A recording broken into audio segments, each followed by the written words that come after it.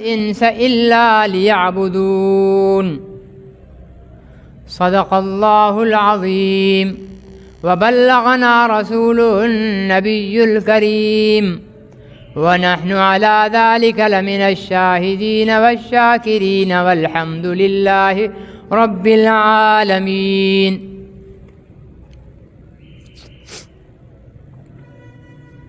محترم بزرگوں اور بھائیوں، دنیا میں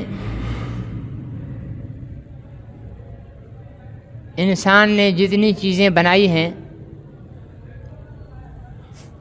ان کے بنانے کا کوئی نہ کوئی مقصد ہے۔ بغیر مقصد کے کوئی چیز نہیں بنائی گئی۔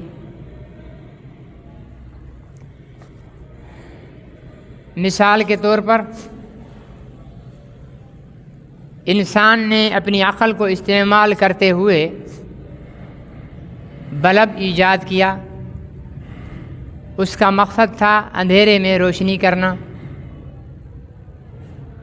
انسان نے اللہ کی دی ہوئی عقل استعمال کرتے ہوئے پنکھا ایجاد کیا۔ اس کا مقصد تھا گرمی میں ہوا دینا۔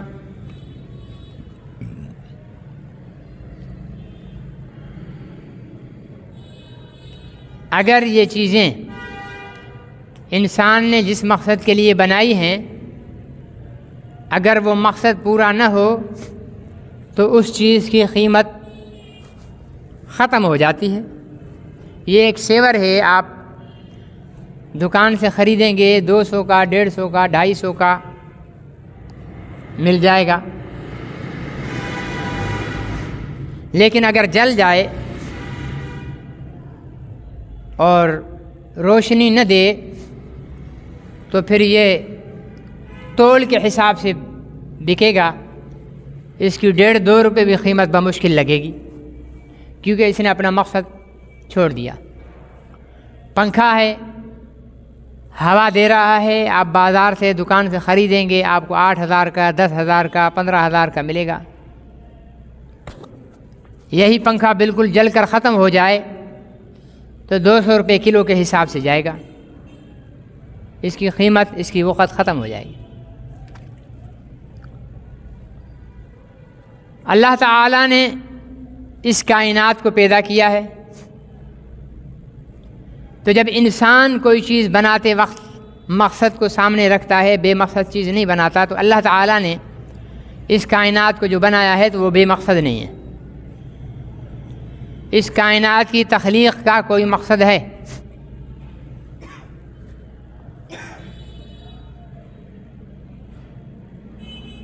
پھر اس کائنات میں اللہ تعالیٰ نے انسان کو اشرف المخلوقات بنایا۔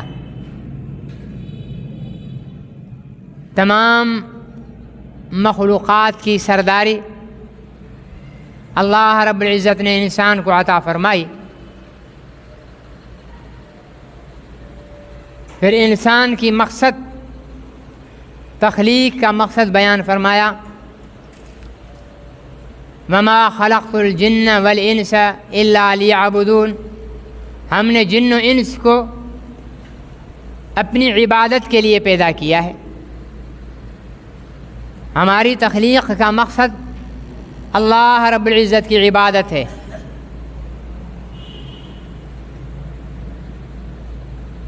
پھر یہ عبادت کیا چیز ہے؟ عبادت کے معنی یہ ہیں کہ انسان پوری زندگی اللہ کے احکامات پر عمل کرے اور نبی کریم صلی اللہ علیہ وسلم کے طریقوں پر عمل کرے، اور جن چیزوں سے اللہ اور اللہ کے رسول نے منع کیا ہے ان چیزوں سے بچے۔ یہ عبادت ہے۔ صرف نماز عبادت نہیں ہے، صرف روزہ عبادت نہیں ہے، صرف حج عبادت نہیں ہے، یہ بھی عبادت کا ایک حصہ ہے۔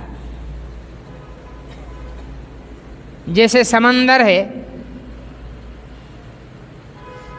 سمندر میں سے اگر کوئی آدمی ایک جگ پانی کا بھر لے تو اس جگ کو آدمی سمندر نہیں کہے گا، بلکہ کہے گا کہ سمندر کا اس میں پانی ہے۔ سمندر سے بالٹی بھر کر لے آئیں یا ایک ٹینک بھر کر لے آئیں سمندر کے پانی کا، تب بھی اسے سمندر نہیں کہیں گے بلکہ سمندر کا پانی کہیں گے۔ عبادت اللہ کی یہ ایک سمندر ہے، نماز یہ اس سمندر کا ایک جگ ہے، روزہ یہ اس سمندر کا ایک جگ ہے، حج و زکوٰۃ یہ اس سمندر کا ایک حصہ ہیں۔ پورا سمندر نہیں ہے، پورا سمندر کیا ہے؟ اللہ کے اوامر یعنی حکموں پر عمل، نواہی یعنی منع کی ہوئی چیزوں سے بچ جانا، یہ عبادت ہے۔ اللہ نے نماز کا حکم دیا تو ہم نے نماز پڑھی، عبادت کا ایک حصہ کر لیا۔ روزے کا حکم دیا، ہم نے روزہ رکھا، یہ ایک حصہ کر لیا۔ زکوٰۃ کا حکم دیا، ہم نے زکوٰۃ ادا کی، یہ ایک حصہ کر دیا۔ حج کا حکم دیا، ہم نے حج کیا، یہ ایک حصہ اللہ رب العزت نے دیا، ہم نے وہ حصہ کر لیا۔ یہ تو اللہ رب العزت کے اوامر ہے یعنی حکم کیا ہے۔ منع کی ہوئی چیزیں، زنا سے منع کیا، شراب سے منع کیا، جوا سے منع کیا، سود سے منع کیا، جھوٹ سے منع کیا، غیبت سے منع کیا، تہمت سے منع کیا، نظر کے غلط استعمال سے منع کیا۔ تو ایک آدمی صرف نماز پڑھتا ہے اور جھوٹ بھی بولتا ہے، یہ عبادت گزار بندہ نہیں ہے۔ ایک آدمی روزہ رکھتا ہے اور ناپ تول میں کمی کرتا ہے، یہ عبادت گزار بندہ نہیں ہے۔ ایک آدمی حج بھی کرتا ہے لیکن تجارت میں ڈنڈی مارتا ہے، کاروبار میں جھوٹ بولتا ہے، یہ عبادت گزار بندہ نہیں ہے۔ عبادت گزار بندہ وہ ہے جو ساری زندگی اپنی مرضی کے مطابق نہیں بلکہ اللہ کی مرضی کے مطابق گزارے۔ ہمیں اپنی زندگیوں کا جائزہ لینا چاہیے کہ ہم اپنی زندگی کتنی اللہ کی مرضی کے مطابق گزار رہے ہیں اور کتنی اپنی مرضی کے مطابق گزار رہے ہیں۔ ہماری شادیاں اپنی مرضی کی ہوتی ہیں، ہماری غمیاں اپنی مرضی کی ہوتی ہیں، ہمارا کاروبار اپنی مرضی کا، ہماری سیاست اپنی مرضی کی، ہماری مزدوری اپنی مرضی کی، ٹھیک ہے نا جی؟ سب چیزیں ہم اپنی مرضی کی کرتے ہیں، بس ایک نماز پڑھتے ہیں، نماز میں بھی ہم اپنی مرضی کرتے ہیں، نماز میں بھی ہم اپنی مرضی کرتے ہیں۔ اللہ اور اللہ کے رسول کے بتائے ہوئے طریقے کے مطابق ہماری نماز نہیں ہوتی ہے۔ پھر روزہ ہم اللہ کی مرضی کا رکھتے ہیں، حج کرتے ہیں تو اللہ کی مرضی کا، چند اعمال ہم اللہ کی مرضی کے کرتے ہیں، باقی ساری زندگی ہم اپنی مرضی کی گزار رہے ہیں۔ یہ اللہ کا محبوب بندہ نہیں ہے۔ اللہ کا محبوب بندہ وہ ہے جو ساری زندگی اللہ اور اللہ کے رسول کی منشا اور مرضی کے مطابق گزارے۔ اچھے خاصے ہمارے ہاں دیندار غیبت میں لگ جاتے ہیں۔ حضور علیہ السلام نے فرمایا کہ کسی مسلمان کے اندر کوئی برائی ہے، اس برائی کو اس کے پیٹھ پیچھے لوگوں کو بیان کرنا، یہ غیبت ہے، یہ غیبت ہے، ٹھیک ہے؟ اور اگر وہ کسی مسلمان میں وہ برائی نہیں اور آپ اس کی طرف نسبت کر کے اس کی برائی وہ بیان کر رہے ہو جو اس میں نہیں ہے، فرمایا کہ یہ تہمت ہے، یہ تہمت ہے۔ غیبت بھی کبیرہ گناہ، تہمت بھی کبیرہ گناہ، نام کا بگاڑنا بھی کبیرہ گناہ، ٹھیک ہے نا جی؟ نام کا بگاڑنا بھی کبیرہ گناہ، گالی دینا بھی کبیرہ گناہ۔ ہمارے ہاں تو ماشاءاللہ 10 منٹ کی گفتگو میں بازار میں نے جو محسوس کیا ہے، 10 منٹ کی گفتگو کے اندر 7 منٹ کی گالیاں ہوتی ہیں اور 3 منٹ کی بات ہوتی ہے۔ اتنی گالی عام ہو گئی ہے۔ اور روایات میں آتا ہے کہ بندہ ایک گالی بکتا ہے نا، ایک گالی، اللہ تعالیٰ ایک بچھو اور سانپ اس گالی کا بنا دیتے ہیں. جب وہ قبر میں دفن ہوتا ہے تو جتنی اس نے گالیاں بکی ہیں وہ ساری گالیاں بچھو اور سانپ کی شکل میں اسے ڈسنے کے لیے قبر میں آ جاتے ہیں. ہم نے تو بک دی، چلو ہوا میں اڑ گئی، ہوا میں تھوڑی اڑی، وہ اللہ کے ہاں بچھو بن گیا، وہ اللہ کے ہاں سانپ بن گیا. ٹھیک ہے نا جی. قبر میں آ کر پھر یہ تو قبر کا عذاب ہے نا. حشر میں جب اعمال تلیں گے، جب جزا و سزا کا ماحول ہوگا، وہ سزا تب بعد میں ہوگی. حضور علیہ السلام نے ایمان والے سے فرمایا کہ یہ زبان، اس زبان کی ضمانت دے دو، زبان کی، یہ اس زبان کی وجہ سے زیادہ لوگ جہنم میں جائیں گے. گالی دیں گے زبان سے، نام بگاڑیں گے زبان سے. ٹھیک ہے نا جی.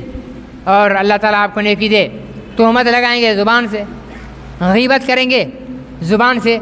یہ ایک زبان ہے اور اس ایک زبان سے کئی سارے گناہ ہو رہے ہیں. تو اس زبان کی وجہ سے انسان، روایات میں آتا ہے کہ ایک بندے کو نمازی، روزے دار، حاجی، تہجد گزار اللہ کی عدالت میں پیش کیا جائے گا. اس کی نمازیں پوری، اس کے روزے پورے، اس کا حج بھی، اس کی زکوٰۃ بھی، سارے کام اس نے نیک کیے ہوئے ہیں. تو اللہ تعالیٰ فرمائیں گے کہ بھائی کسی کا حق اس کے ذمے، تو فرشتے نامہ اعمال میں دیکھیں گے یا اللہ فلانے بندے کی اس نے غیبت کی ہے، فلانے بندے کی اس نے غیبت کی ہے. تو اللہ تعالیٰ فرمائیں گے کہ اس کی اتنی نمازیں اٹھا کر اس کو دے دو.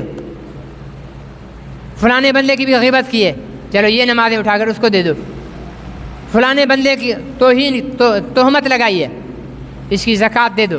فلانے بندے پر بھی تہمت لگائی ہے، اس کا حج دے دو. یہ ساری نیکیاں ان لوگوں میں تقسیم کر دی جائیں گی جن لوگوں کی اس نے غیبت کی ہوگی اور اس پر تہمت لگائی ہوگی جن پر. پھر پوچھا جائے گا کہ حساب برابر ہو گیا؟ نہیں اللہ، ابھی اور لوگ رہتے ہیں جن کی اس نے غیبت کی ہے، جن پر اس نے تہمت لگائی ہے، جن کو اس نے گالیاں دی ہیں، جن کے اس نے نام بگاڑے ہیں. اچھا لاؤ بھائی، یہ بندہ ہے، اس کا اس کو گالیاں بکی تھی. اب اس کے پاس نیکی تو نہیں رہی، بدلہ کیسے دیا جائے؟ فرمایا جائے گا کہ اس کے گناہ اس کے کھاتے میں ڈال دو.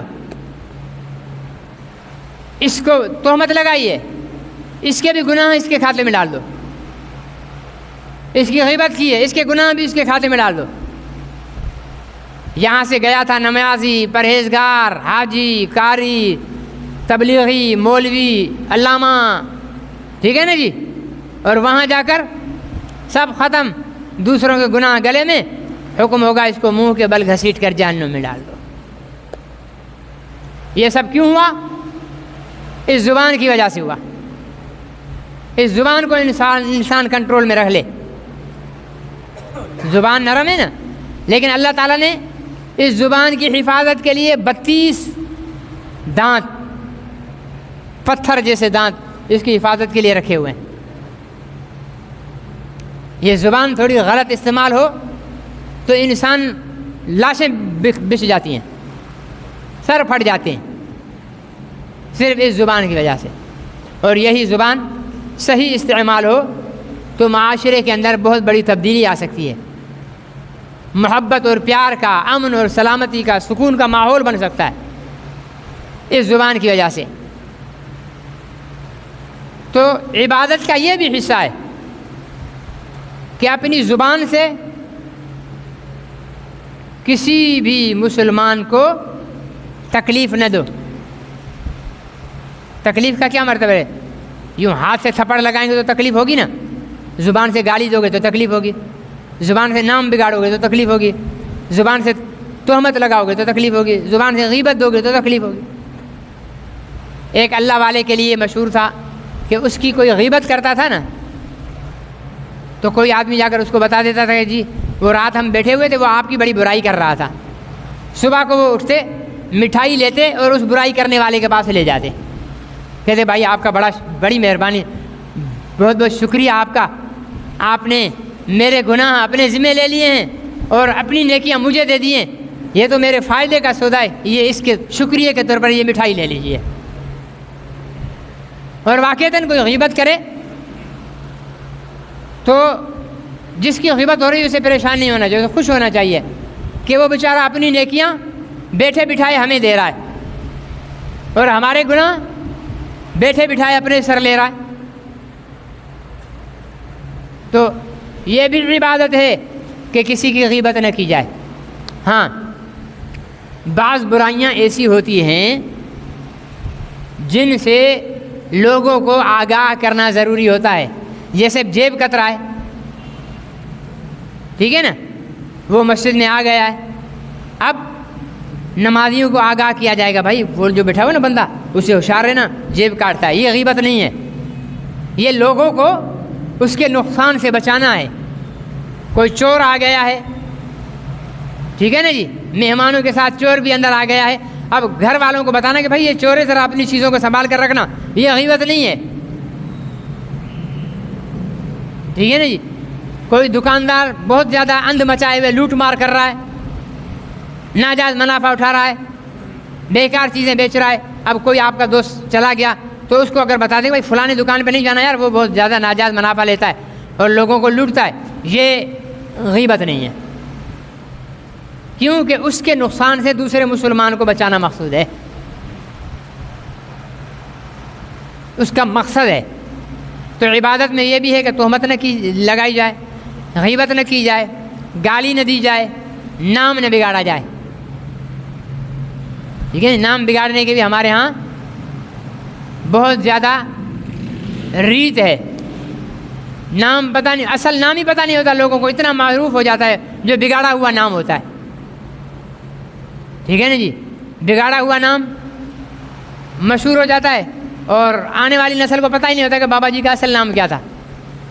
اتنا بگاڑ کر یہ قرآن کے حکم کے خلاف ہے کسی مسلمان کا نام بگاڑنا. وَلَا تَنَابَزُوا بِالْأَلْقَابِ، ٹھیک ہے نا جی، برے ناموں سے بلانا، یہ بھی بچنا، اس سے یہ بھی عبادت ہے. جوا نہ کھیلنا یہ بھی عبادت. یہ ہمارے یہاں پرچیاں چلتی ہیں نا، آنکڑا پرچی، بڑے اچھے خاصے وہ اس میں وہ ہوتے ہیں، لگے ہوئے ہوتے ہیں، نماز بھی پڑھ رہے ہوتے ہیں، آنکڑا پرچی بھی کھیل رہے ہوتے ہیں، ٹھیک ہے نا جی. یہ جوا ہے، یہ کیا ہے؟ جوا ہے. اور جوا حرام ہے، گناہ کبیرہ ہے. جیسے زنا کرنا حرام ہے نا، ایسے جوا کھیلنا بھی حرام ہے. اللہ تعالیٰ نے جوئے کو حرام قرار دیا ہے. یہ آنکڑا پرچیاں، یہ انعامی بانڈ، یہ بھی جوا ہے، یہ کوئی جائز نہیں ہے. اب بولتے ہم نے پرچی تو نہیں لیا بھائی، انعامی بانڈ رکھ لیا ہے بھائی، اتنے پیسے نکل آئے، سب حرام ہیں، ٹھیک ہے نا. یہ جوا کی شکل ہے. جوا سے بچنا یہ بھی عبادت ہے. سود ہم سندھی میں کہتے ہیں ویاج. ماشاءاللہ ہمارے ہاں تو سود پر بڑا زور و شور سے کاروبار چل رہا ہے. ویسے ہی ہماری بینکیں 90% بینکیں ہماری سود پر، جو وہاں سے ہمارا جی نہیں بھرتا گناہ سے تو باقی پھر ہم خود ہی شروع کر دیتے ہیں، ٹھیک ہے نا جی. ہم خود شروع کر دیتے ہیں، سود کا کاروبار کر لیا. گاڑی بیچی، ہاں بھائی اس کی قیمت 20 لاکھ روپے ہے، ٹھیک ہے نا جی. بھائی کب دو گے پیسے؟ جی 10 لاکھ ابھی دے رہا ہوں، 10 لاکھ اگلے سال دسمبر میں دوں گا. اب اگلے سال دسمبر کو نہیں ہوئے، چلو بھائی 1 لاکھ روپے اور بڑھ گیا، بھائی 50,000 روپے اور بڑھ گئے، 30,000 روپے بڑھ گئے. یہ کیا ہے؟ سود ہے، بیاج ہے، حرام ہے. ہاں قسطوں پر چیز دینا، فکس ریٹ پر. بھائی یہ پین ہے، یہ جس نے لینا ہے ابھی لے گا، 20 روپے کا ہے، 1 مہینے کے بعد پیسے دے گا 25 روپے کا ہوگا۔ اب 1 مہینے کے بعد اگر یہ پیسے نہیں دے سکا، 1 سال کے بعد بھی دے گا تب بھی 25 ہوں گے، 1 ٹکا بھی اس پر اضافہ نہیں لیا جائے گا۔ فرق کو سمجھو، سود اور کاروبار میں فرق کو سمجھو۔ ایک چیز نقد بیچی کم پیسے پر، ادھار پہ بیچی زیادہ پیسے پر، یہ جائز ہے۔ آپ نے موٹر سائیکل خریدی، اس کی قیمت ہے مثال کے طور پر 1.5 لاکھ روپیہ، آپ نے سال کی ادھار پر لی ہے۔ اب مالک بولا بھائی سال کی ادھار پر ہے تو 2 لاکھ کی دوں گا، یہ جائز ہے، یہ کیا ہے؟ لیکن بھائی اگر سال کے بعد تو نے جتنے مہینے پیسے نہیں دیے نا، لیٹ کیے نا، ہر مہینے 5-5 ہزار روپے لگتے جائیں گے۔ اب یہ جو لگ رہے ہیں نا اوپر، اس کی وجہ سے سارا کاروبار حرام ہو گیا،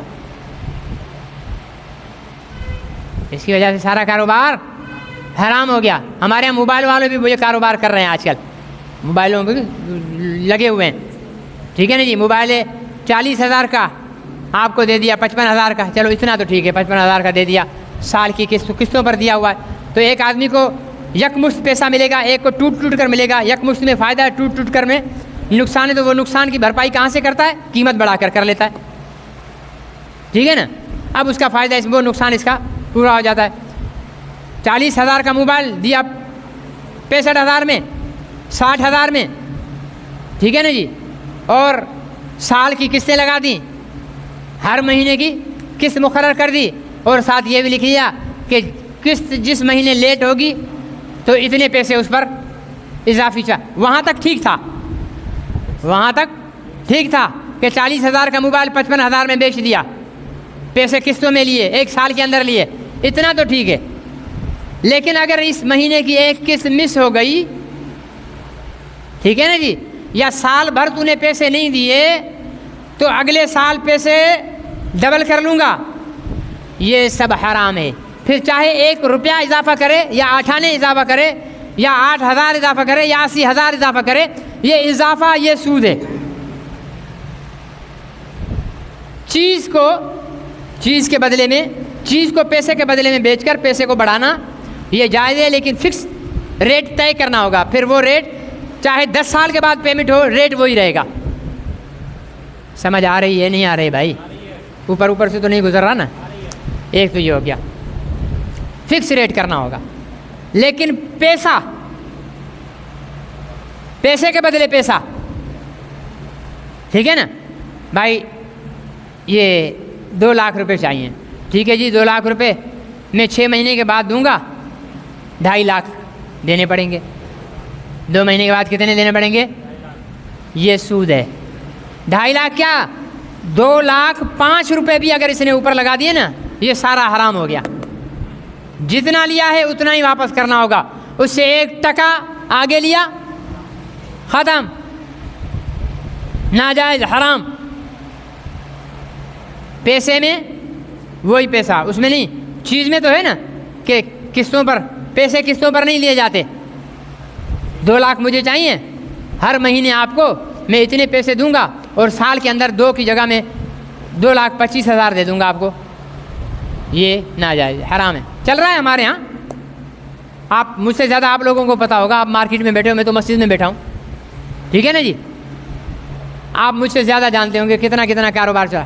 وہ سرکاری ان کی ملازمین کی چیک بکیں لی ہوئی ہیں، جنہوں نے سود پر پیسہ دیا ہوا ہوتا ہے نا، انہوں نے چیک بک لی ہوئی ہوتی ہے، چیک بک لے کر رکھی ہوئے، جیسے اس کی تنخواہ آئے گی وہ پیسے خود سود خور لے لے گا، اٹھا لے گا۔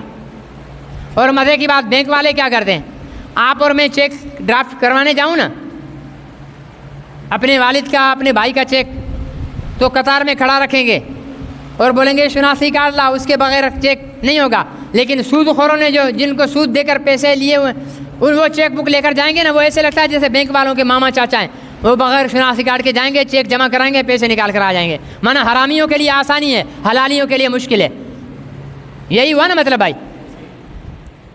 میں اپنے بھائی کا چیک، اصول ہے کہ کسی اور کا چیک اگر آپ کیش کروانے جائیں گے تو جس کا اکاؤنٹ ہے اس کا شناختی کارڈ چیک کے ساتھ لگتا ہے، ٹھیک ہے، اصول ہے۔ لیکن میں جاؤں تو مجھ سے مانگا جائے، سود خور حرامی جائے تو اس سے نہیں مانگا جاتا. کیوں بھائی؟ وہ تمہارے مامے لگتے ہیں. ٹھیک ہے نا جی. وہ اس لیے کہ بینک بھی سود ہے اور یہ حرامی بھی سود ہے، تو حرامی کے لیے رعایت رکھتا ہے. حرامی کے لیے رعایت رکھتا ہے. حرامی شریف کے لیے رعایت نہیں رکھے گا، اس کو کھینچ کر رکھے گا. چور کی رعایت رکھے گا، بدماش کی رعایت رکھے گا. ٹھیک ہے نا جی. تو بدماش شریف کی رعایت نہیں رکھتا ہے. تو اس لیے یہ بھی ایک سود کی شکل ہمارے یہاں ہم بہت سارے لوگ ہیں. ٹھیک ہے نا، بہت سارے لوگ ہیں جو اس میں مبتلا ہیں. سود لے لیا، اپنی چیک بک دے دی کہ بھائی میری سیلری آئے گی، پیسے نکال لیں. اور ایک بات رکھ لو، اللہ تعالیٰ نے سود خور سودی کاروبار کرنے والوں کے ساتھ اعلان جنگ کیا ہے. کیا ہے؟ اعلان جنگ. آپ دیکھ لیں، سودی آدمی ارب پتی بھی بن جائے گا، روتا رہے گا، کیونکہ اللہ جس سے جنگ کرے گا وہ کبھی ہنستا ہے؟ اللہ جس سے جنگ کر لے وہ کبھی ہنستا ہوا نہیں ملے گا. اللہ جس سے جنگ کر لے اس کی زندگی میں سکون نہیں آئے گا، اس کا کبھی پیٹ نہیں بھرے گا. اس لیے آپ سود خوروں کو دیکھ لو جا کر، جو سود لے رہے ہیں، دے رہے ہیں، کھا رہے ہیں. پیسے زیادہ آ گئے ہوں گے، گنتی میں پیسے زیادہ آ گئے ہوں گے، لیکن حلال کی 500 والی دہاڑی سے بھی زیادہ وہ پریشان ہوں گے. یہ 500 دہاڑی کمانے والا، حلال پیاز کے ساتھ روٹی کھانے والا، ٹھیک ہے نا جی، ٹماٹر کاٹ کر اس پر نمک چھڑک کر روٹی کھانے والا، وہ آپ کو زیادہ پرسکون ملے گا. کروڑوں میں سود خور کھیلنے والا، وہ آپ کو اس سے زیادہ پریشان ملے گا. اس لیے کہ غریب سے اللہ کی اعلان جنگ نہیں ہے، سود خور سے اللہ کا اعلان جنگ ہے. اس لیے بھائی اگر ہے ہمت اللہ سے لڑنے کی، بھلے سود کرو، کاروبار کرو، کھل کے کرو. اگر ہے اتنی ہمت، تم سمجھتے ہو کہ ہم اللہ سے جنگ کریں گے اور معاذ اللہ اللہ تعالیٰ کو ہرا دیں گے، تو کرو سود کا کاروبار.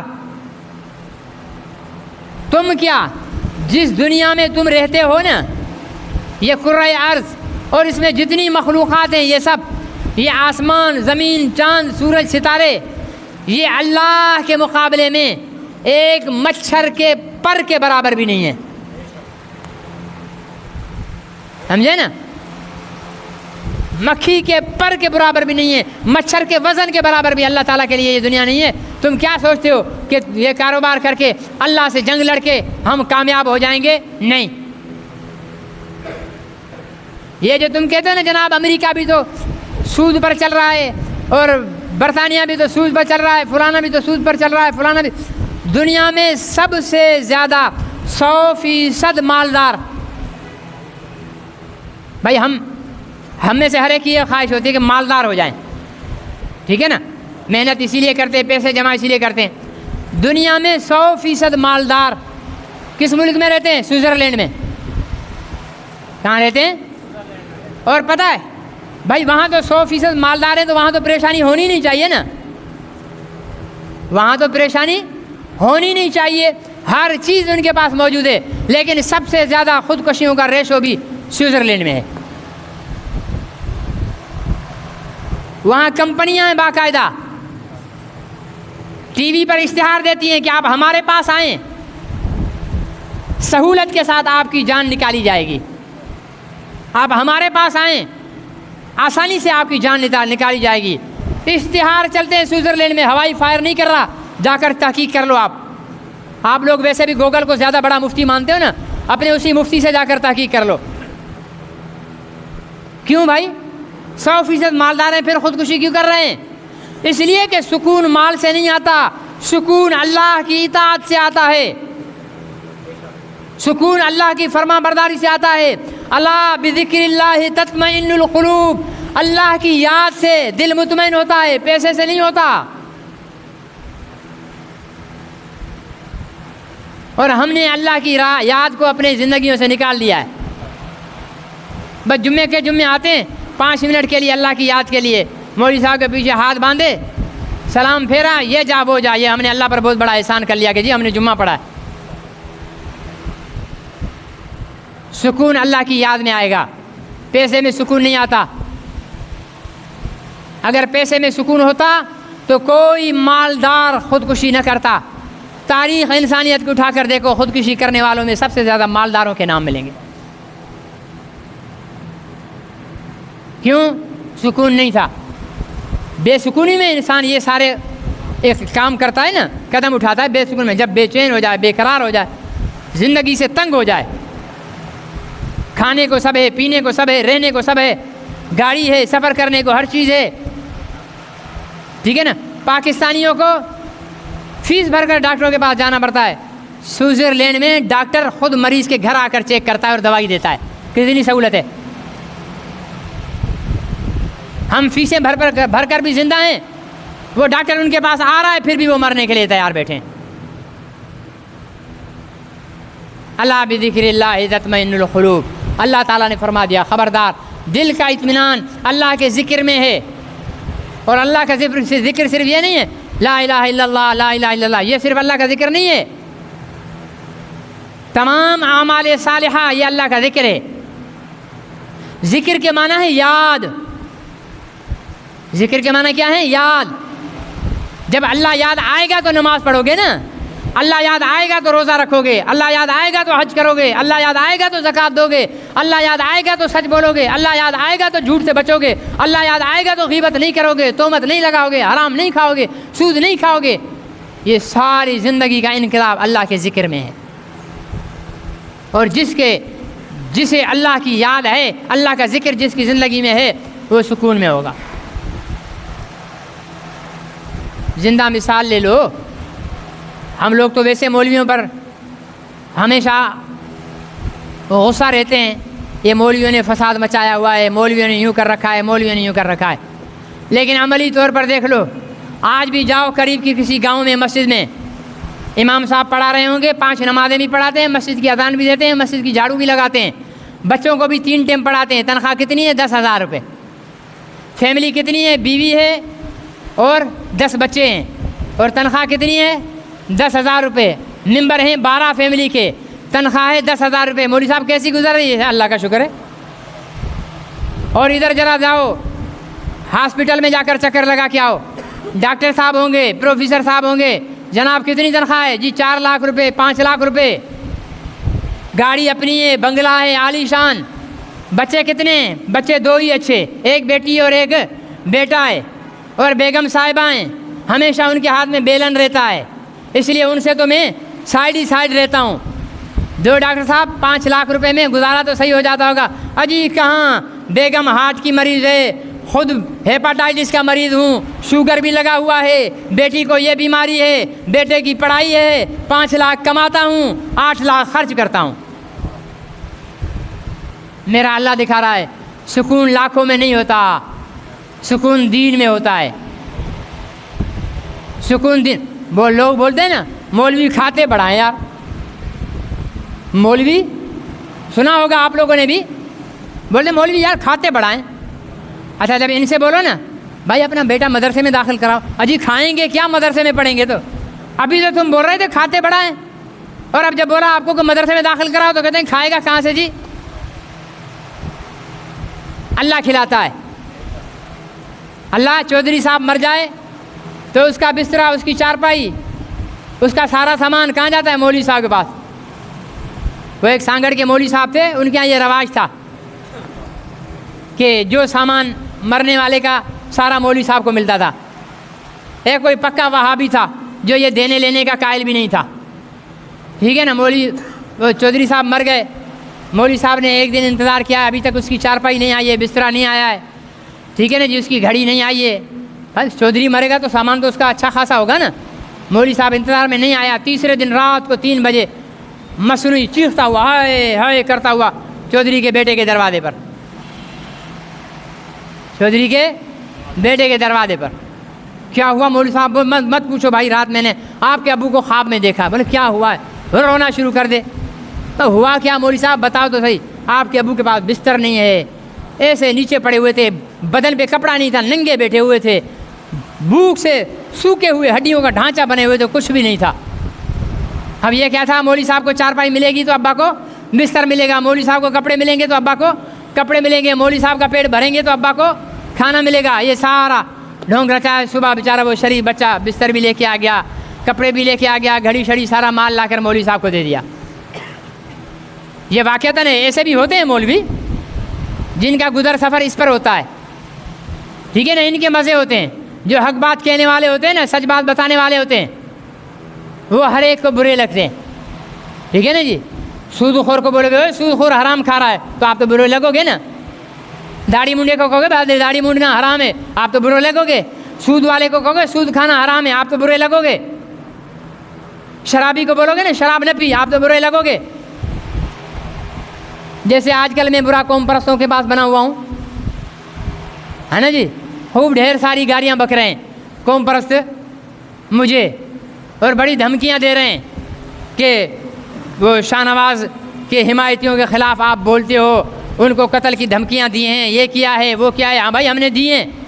گستاخ رسول، گستاخ رسول شاہ نواز ہو یا غلام احمد قادیانی ہو، ہمارے لیے دونوں برابر ہیں۔ صحیح ہے یا غلط ہے؟ گستاخ رسول شاہ نواز ہو اور اس کی طرف سے یہاں پر کوئی پروگرام بنے ٹنڈو آدم میں، یا غلام احمد قادیانی کے پیروکاروں کی طرف سے ٹنڈو آدم میں ہو جو ہے کوئی پروگرام رکھیں، کوئی جلسہ رکھیں، کوئی کیمپ رکھیں، تو ہمارا کام ہے کہ پہلے حکومت انتظامیہ کو بولیں بھائی اس کو روکو۔ صحیح ہے یا غلط ہے؟ اگر وہ بھی نہ روکے ہم عدالت کے پاس جائیں گے کہ اس کو روکو۔ اگر عدالت بھی نہ روکے، انتظامیہ بھی نہ روکے، فوج بھی نہ روکے، پھر ہاتھ نکال کر چھوڑ دیں؟ پھر ان کو کرنے دے دیں؟ نہیں کرنے دیں گے بابا، کرنے ہم کسی صورت نہیں دیں گے۔ انتظامیہ نہیں روکے گی، عدلیہ نہیں روکے گی۔ اللہ نے ہمارے ہاتھوں میں اتنی قوت دی ہے کہ ہم اپنے ہاتھوں سے روکیں گے، مارنا پڑا تو ماریں گے، لڑنا پڑا تو لڑیں گے، جان دینا پڑی تو جان دیں گے۔ تم اس کو قتل کی دھمکی سمجھتے ہو تو دھمکی سمجھو۔ ہمارا پہلا پڑاؤ قانون کے دروازے پر ہوگا۔ الحمدللہ قانون نے ہمارا ساتھ دیا اور سور شاہو کتے کے نام سے ہونے والے اسٹال سے نام ہٹا دیا سور کا، کہو الحمدللہ۔ یہ ہماری کامیابی ہے۔ کتے کی دم پر پیڑ پڑا ہے تبھی تو کتا کاؤں کاؤں کر رہا ہے۔ کرو بھائی، ہم نے تو صحیح پیڑ لگایا ہے۔ باقی اگر تم لوگ یہ سمجھتے ہو کہ راشد مدنی کو ہم قتل کر دیں گے تو کر دو، راشد مدنی تو ویسے ہی قتل ہونے کے لیے تیار ہے۔ خوشا قاتل تو مجھ کو قتل کر نام محمد پر کہ بروز قیامت محمد کے آگے سرخرو ہو کر تو جاؤں گا۔ یہ تو ہماری آرزو ہے، یہ تو ہماری تمنا ہے کہ میدان حشر میں حوض کوثر پر جب ہم جا رہے ہوں تو ہمارے اعضاء کٹے ہوئے ہوں، ہمارے جسم سے لہو نکل رہا ہو، ہمارے لہو کو دیکھ کر رحمت للعالمین کی رحمت جوش مارے اور ہماری شفاعت کر دے۔ یہ تو ہماری آرزو ہے۔ تم ڈرا کس سے رہے ہو؟ ڈراؤ ان کو جو دنیا سے محبت کرتے ہیں، ڈراؤ ان سے جنہیں بیوی بچے پیارے ہیں، ڈراؤ انہیں جنہوں نے اپنی مکانوں سے کاروبار سے محبت کر رکھی ہے، ڈراؤ ان سے جو دنیا کما کر جمع کر کے بیٹھے ہیں کہ اب کیسے ڈرا، ہمیں کیا ڈرا رہے ہو؟ ہمارے پلے تو دنیا میں کچھ ہے ہی نہیں، ہمارے لیے تو حضور کے نام پر موت یہ دنیا کا سب سے بڑا اعزاز ہے۔ یہ تو ہماری تمنا ہے، یہ تو ہماری آرزو ہے۔ ہم نے کون سے محلات چھوڑ کر جانے ہیں؟ ہم نے کون سے کاروبار چھوڑ، ہوتے بھی اگر محلات اور کاروبار تب بھی محمد رسول اللہ کی ذات سے زیادہ عزیز نہ تھے۔ تو بھائی جو اہل حق علماء ہوتے ہیں نا، وہ ان دھمکیوں سے، پٹاخوں سے، پھلجڑیوں سے نہیں ڈرتے، اور الحمدللہ نہیں ڈرتے۔ ہمارے بڑوں نے جو ہمیں سبق سکھایا ہے، جو غلط ہے غلط ہے، چاہے میں ہوں، میرا باپ ہو، میری ماں ہو، میرا بھائی ہو، میری بہن ہو، کوئی بھی ہو، غلط ہے۔ جو صحیح ہے غیر بھی ہوگا صحیح ہے۔ ہمیں کسی کے نعرے سے کوئی اختلاف نہیں ہے، ہمارے کسی کی ٹوپی سے کوئی اختلاف نہیں ہے، ہمیں کسی اجرک سے کوئی اختلاف نہیں ہے، کسی کے کلچر ڈے سے کوئی اختلاف نہیں ہے، کسی کی ثقافت ڈے سے ہمیں کوئی اختلاف نہیں ہے۔ ہمارا اختلاف تھا، ہے اور رہے گا کہ کوئی اپنے کلچر کو گستاخ رسول سے جو ہے منسوب کرے گا، کوئی اپنے ثقافت کو گستاخ رسول سے منسوب کرے گا، ہم لڑیں گے، ہم روکیں گے، ہم چپ نہیں رہیں گے۔ اس لیے یہ اپنے پلو سے باندھ لو، وہ اور لوگ ہوں گے جو تمہاری گیدڑ بھبکیوں سے دب کر چپ ہو کر بیٹھ جائیں گے۔ انشاءاللہ نہ پہلے ہم چپ ہوئے ہیں، نہ اب ہیں، اور نہ آئندہ ہوں گے۔ جب تک ہماری یہ شہرگ ہل رہی ہے، ہماری آنکھوں میں ہماری پتلیاں چمک رہی ہیں، ہمارے رگوں میں خون دوڑ رہا ہے، محمد عربی کی عزت اور ناموس کا تحفظ ہم کریں گے، اور محمد رسول اللہ کے غداروں اور گستاخوں کی حامیوں کے ساتھ بھی ہم مقابلہ کریں گے۔ اللہ مجھے اور آپ کو عمل کی توفیق نصیب فرمائے۔